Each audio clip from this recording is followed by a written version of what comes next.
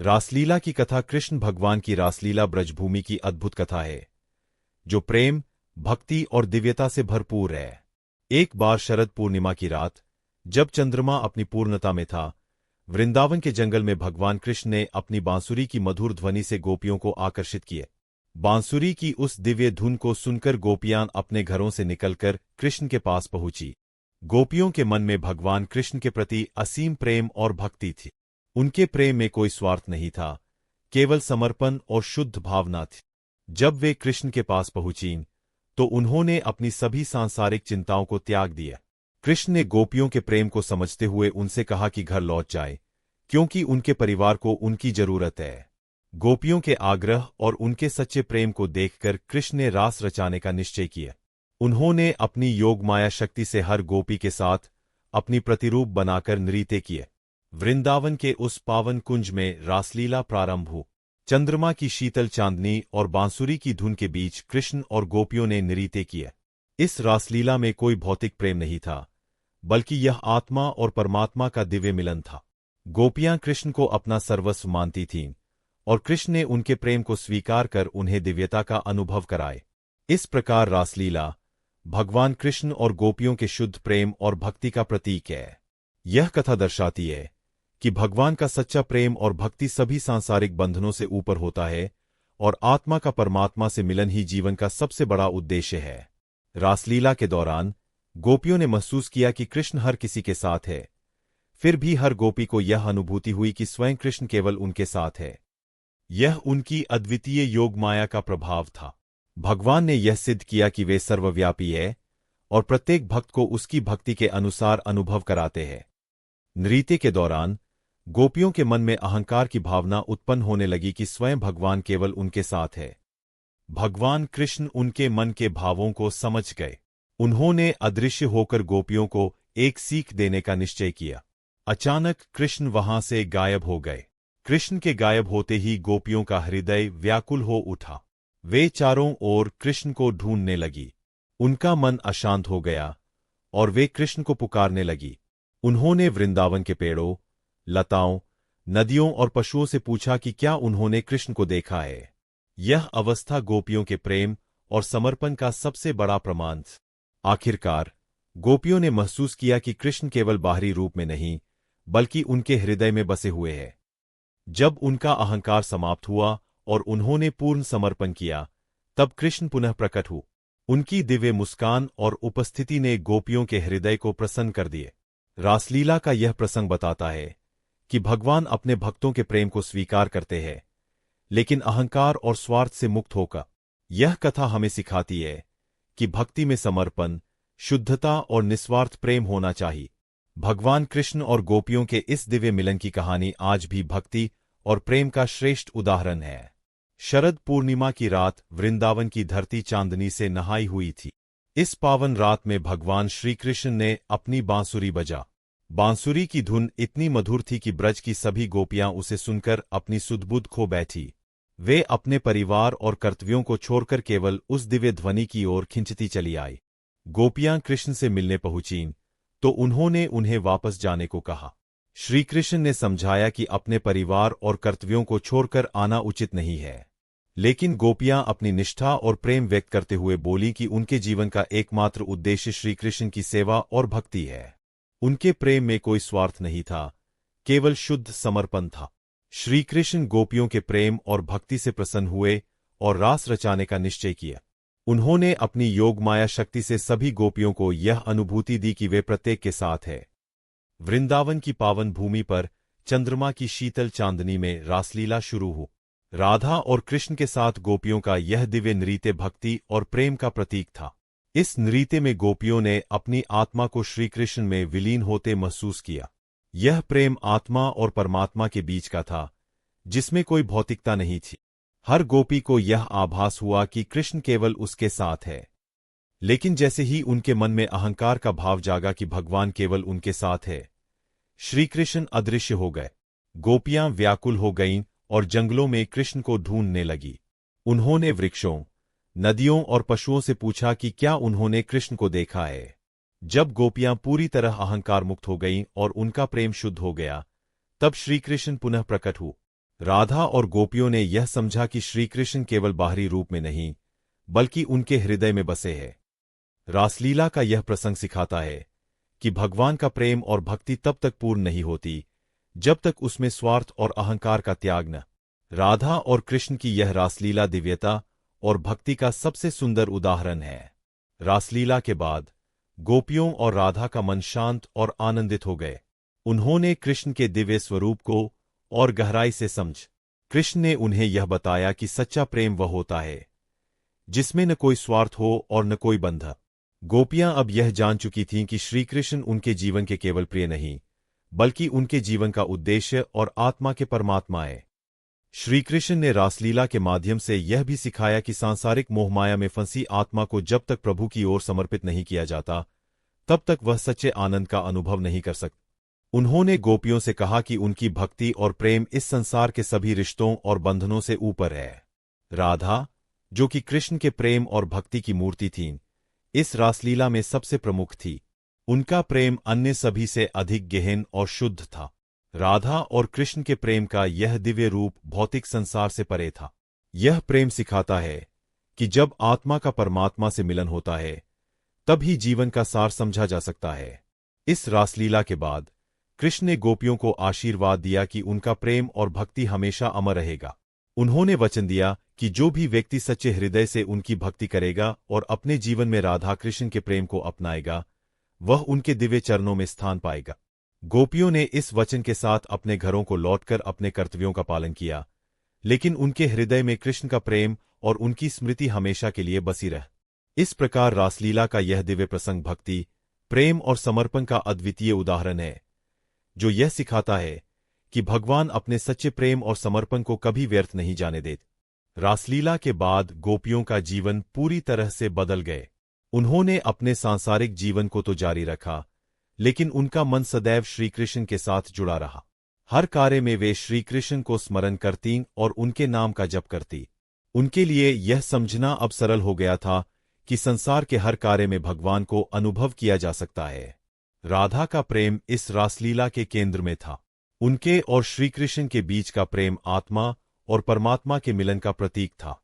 राधा ने न केवल कृष्ण को अपने जीवन का आधार माना, बल्कि अपने प्रेम और भक्ति से यह दिखाया कि सच्चा प्रेम त्याग और समर्पण में निहित होता है।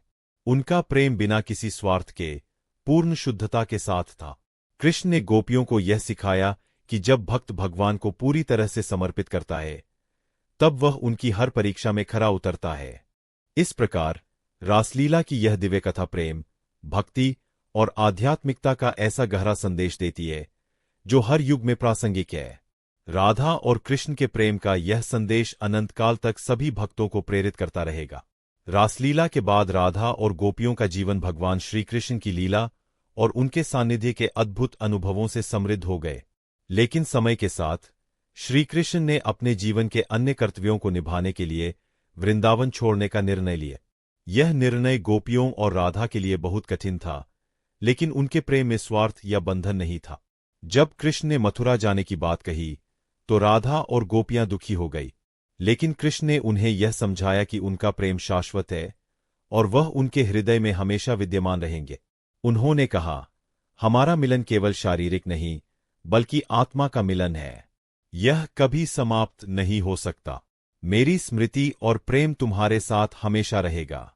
गोपियों और राधा ने इस बात को स्वीकार किया, लेकिन उनका मन कृष्ण के वियोग में व्याकुल हो उठा।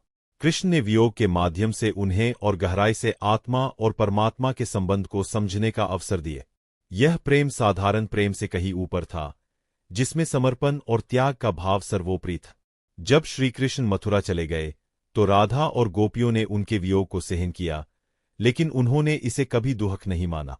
उनके लिए वियोग भी भक्ति का एक रूप बन गए। उन्होंने अपने जीवन के हर क्षण को कृष्ण की स्मृति और उनके प्रेम में बिताए। राधा ने अपने प्रेम और भक्ति से यह सिद्ध किया कि ईश्वर का सच्चा प्रेम भौतिक दूरी से प्रभावित नहीं होता। राधा और गोपियों ने कृष्ण के बिना भी उन्हें अपने भीतर अनुभव किया। उनका प्रेम और भक्ति इतना गहरा था कि उन्होंने हर परिस्थिति में कृष्ण को अपने साथ पाए। यह अवस्था बताती है कि सच्चा प्रेम और भक्ति सांसारिक परिस्थितियों से परे होती है। राधा और श्रीकृष्ण का प्रेम केवल एक कथा नहीं, बल्कि एक गहरा आध्यात्मिक संदेश है। यह सिखाता है कि प्रेम में समर्पण, त्याग और शुद्धता सबसे महत्वपूर्ण है। रासलीला और उसके बाद की घटनाओं ने यह दिखाया कि भगवान के साथ आत्मा का जुड़ाव ही सच्चा आनंद और मुक्ति है।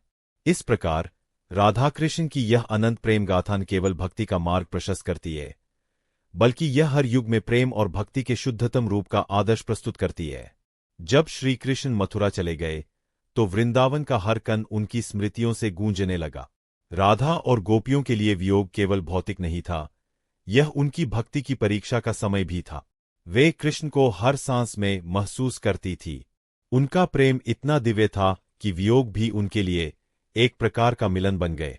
राधा, जिन्होंने अपने जीवन का प्रत्येक क्षण कृष्ण को समर्पित कर दिया था, ने यह सिखाया कि भक्ति में केवल संयोग, मिलन ही महत्वपूर्ण नहीं है, वियोग भी उतना ही पवित्र और आवश्यक है।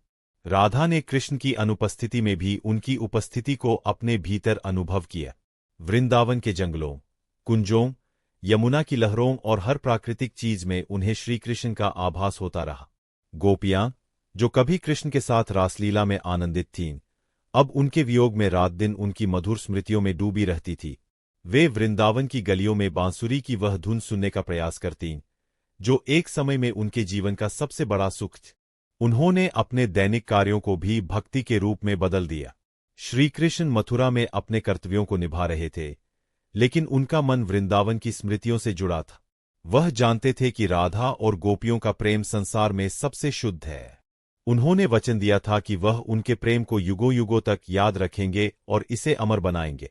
राधा का जीवन भक्ति, प्रेम और त्याग का प्रतीक बन गए। उन्होंने सांसारिक सुखों का त्याग कर केवल कृष्ण को अपने हृदय में बसाए।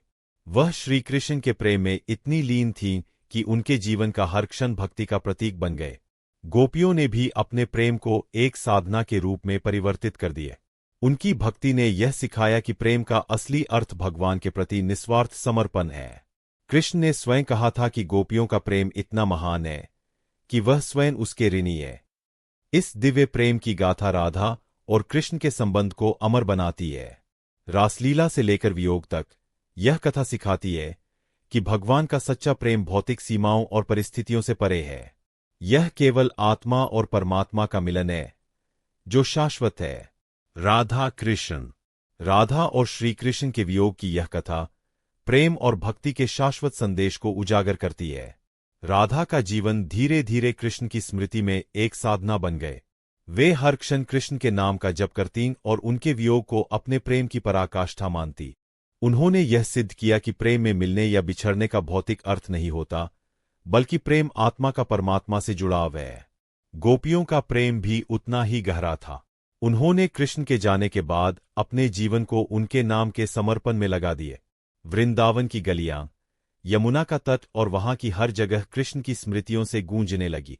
गोपियां अपने गीतों और कृत्यों में कृष्ण का आह्वान करतीं और उनके प्रेम को अमर बनाती। श्री कृष्ण ने मथुरा में अपने राजधर्म का पालन करते हुए भी राधा और गोपियों के प्रति अपनी भावनाओं को कभी नहीं भुलाए। वह जानते थे कि उनका प्रेम सांसारिक प्रेम से परे है। राधा और गोपियों के प्रेम ने उन्हें भी यह सिखाया कि सच्चा प्रेम वह है जो कभी समाप्त नहीं होता, चाहे समय और परिस्थितियां कैसी भी हो। समय बीतता गया, लेकिन राधा और कृष्ण का प्रेम हर युग में जीवित रहा। श्री कृष्ण ने वचन दिया था कि जब भी वह इस धरती पर अवतरित होंगे, राधा का प्रेम उनके साथ होगा। उनका यह दिव्य प्रेम केवल उनके समय तक सीमित नहीं रहा, बल्कि यह मानवता के लिए एक आदर्श बन गए। राधा और कृष्ण की यह कथा हमें यह सिखाती है कि प्रेम में स्वार्थ, अहंकार और सांसारिक इच्छाओं का कोई स्थान नहीं होता। यह एक ऐसा पवित्र संबंध है जो आत्मा को परमात्मा से जोड़ता है। वियोग की स्थिति में भी प्रेम अपने चरम पर पहुंचता है, क्योंकि यह भक्त को अपने आराध्य के और करीब लाता है। आज भी राधा कृष्ण की यह अमर प्रेम कथा भक्ति और प्रेम का सर्वोत्तम उदाहरण है। मंदिरों, भजनों और गीतों में उनकी लीला और प्रेम का गुणगान किया जाता है। यह कथा हमें प्रेम और समर्पण की शक्ति का एहसास कराती है, जो समय और सीमाओं से परे होती है। राधा कृष्ण का यह दिव्य प्रेम अनंत है और सदैव प्रेरणा का स्रोत रहेगा। राधा और श्री कृष्ण के प्रेम की यह कथा, जो वियोग में भी पूर्णता को प्राप्त करती है, समय के साथ ब्रजवासियों और भक्तों के लिए भक्ति का सर्वोच्च आदर्श बन गया। वृंदावन की गलियां, कुंज और यमुना के तट उनकी स्मृतियों से हमेशा सराबोर रहे। राधा ने प्रेम की उस अवस्था को जिया जिसमें अपने प्रिय के बिना भी वह उनके सानिध्य को महसूस करती रही। श्रीकृष्ण ने अपने जीवन में धर्म और कर्तव्य को निभाते हुए यह संदेश दिया कि प्रेम केवल बंधन नहीं, बल्कि आत्मा का विस्तार है। उन्होंने मथुरा, द्वारका और कुरुक्षेत्र जैसे अनेक स्थलों पर अपने कर्तव्यों का पालन किया, लेकिन उनका हृदय हमेशा वृंदावन और राधा से जुड़ा रहा। कुरुक्षेत्र के युद्ध के समय पांडव और कौरव आमने सामने थे। कृष्ण ने राधा और गोपियों की स्मृति को अपने मन में बनाए रखा। एक कथा के अनुसार महाभारत के युद्ध से पहले कृष्ण ने राधा को अपने मन की गहराइयों में अनुभव किए। यह दर्शाता प्रेम किसी विशेष स्थान और समय तक सीमित नहीं था, बल्कि वह परिस्थिति में अमर और शाश्वत।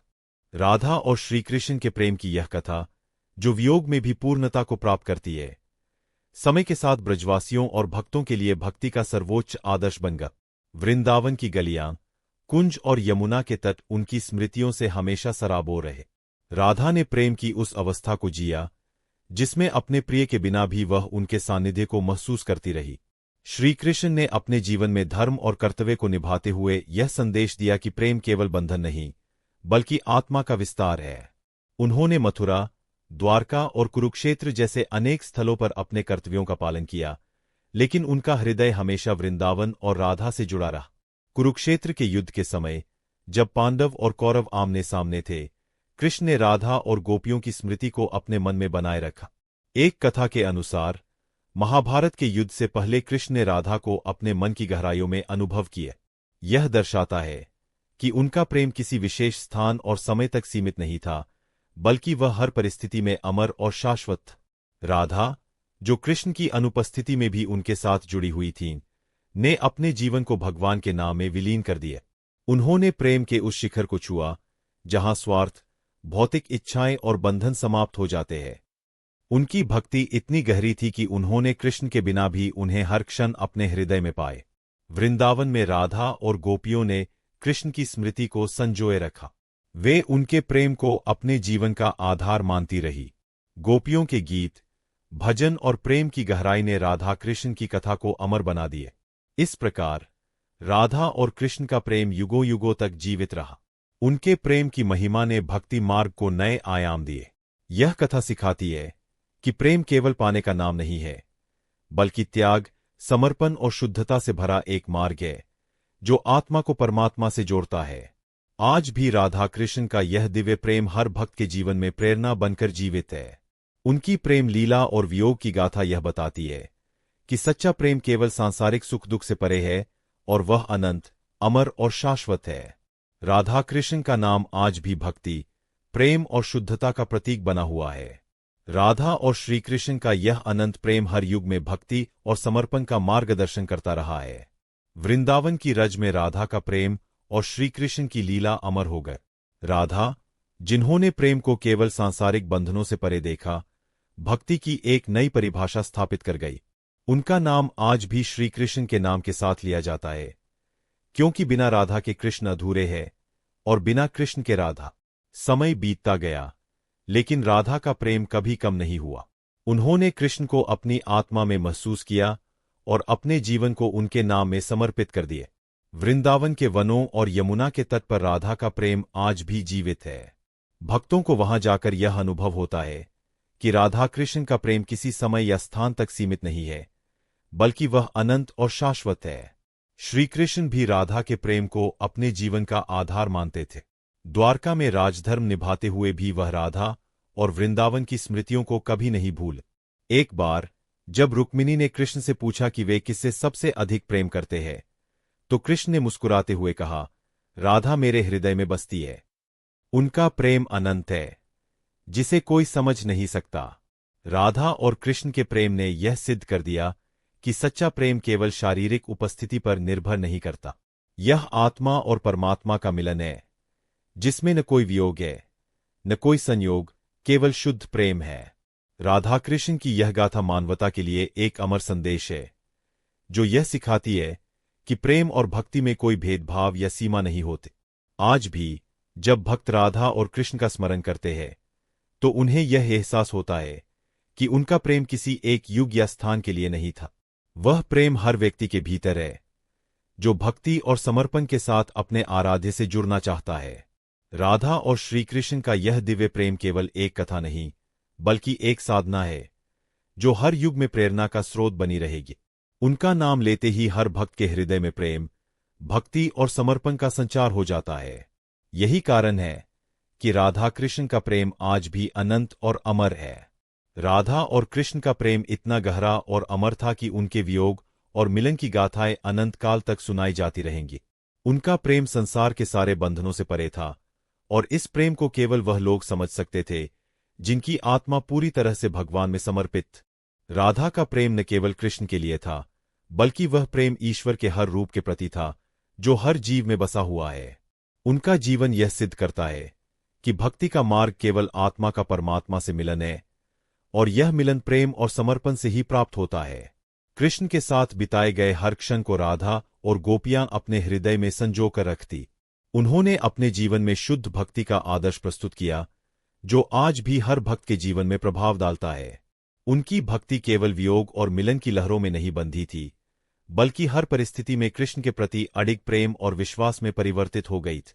वृंदावन की वायु, यमुना की लहरें और हर वृक्ष फूल राधा और कृष्ण के दिव्य प्रेम के निशान थे। वहां के लोग जानते थे कि कृष्ण और राधा का प्रेम केवल उनके सामर्थ्य और सौंदर्य का नहीं, बल्कि उनके हृदय का कच्चा प्रेम था। यह प्रेम जो जीवन के हर पहलू को स्पर्श करता है और जो हर आत्मा को एक अदृश्य धागे से जोड़ता है। समय के साथ राधा और कृष्ण की प्रेम गाथा हर युग के लोगों के लिए एक अमर प्रेरणा बन गया। यह प्रेम केवल भक्ति और समर्पण का प्रतीक नहीं, बल्कि यह सिखाता है कि किसी भी जीव का परम लक्ष्य आत्मा का परमात्मा से मिलन है। जो प्रेम सत्य, शुद्धता और विश्वास से भरा होता है, वह कभी समाप्त नहीं हो सकता।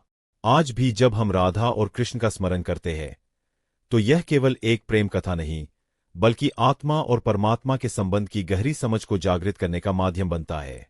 यह प्रेम न केवल ऐतिहासिक रूप में अमर है, बल्कि यह हर उस व्यक्ति के दिल में जीवित है जो अपने जीवन में भक्ति, प्रेम और समर्पण की राह पर चलता है।